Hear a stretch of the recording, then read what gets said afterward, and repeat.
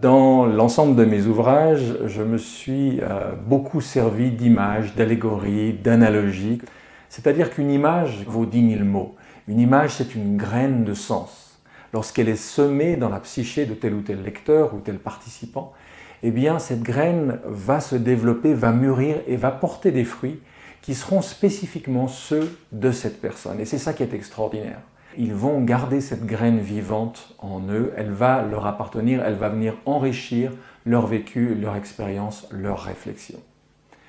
Alors aujourd'hui, j'ai la joie de vous annoncer la publication d'un nouveau livre qui paraît aux éditions de La Martinière, qui s'appelle Graines de sens, 52 métaphores pour enrichir votre jardin intérieur.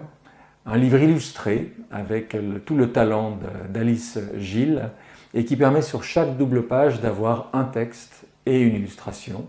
52, tout simplement parce qu'il y a 52 semaines dans l'année et que l'idée est d'apporter chaque fois une impulsion, chaque fois une graine de sens dans chaque semaine qui débute, de manière à nous amener à un enrichissement intérieur, enrichir notre vie intérieure, enrichir notre regard sur nous, sur la vie, en puisant dans cette sagesse extraordinaire qu'il y a aussi bien dans la nature, les arbres, que même dans la technologie que nous utilisons au quotidien, dont nous ne voyons pas toujours finalement la richesse symbolique.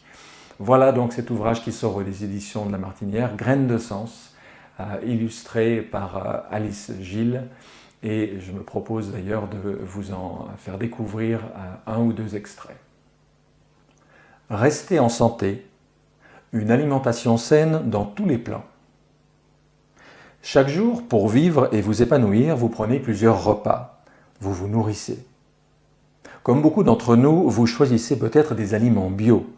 Dans la mesure du possible, vous veillez à ce qu'ils soient sains et savoureux, afin d'offrir à votre corps physique toute l'énergie et les éléments essentiels dont il a besoin pour fonctionner et pour rester en bonne santé. Vitamines, protéines, glucides, sels minéraux, oligo-éléments, etc. Et votre cœur maintenant ? De quels sentiments, de quelles émotions le nourrissez-vous? Et votre intellect également. De quelles pensées, de quelles informations et réflexions l'alimentez-vous? Et oui, on ne mange pas qu'avec sa bouche et son estomac. On ne nourrit pas seulement son corps physique. La nutrition concerne aussi les plans affectifs et mentaux, même si l'on n'y pense pas forcément en ces termes.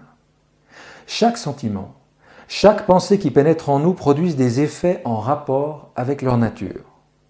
Certaines émotions nous dilatent, elles nous font du bien, tandis que d'autres nous perturbent. Nous n'arrivons pas à les digérer.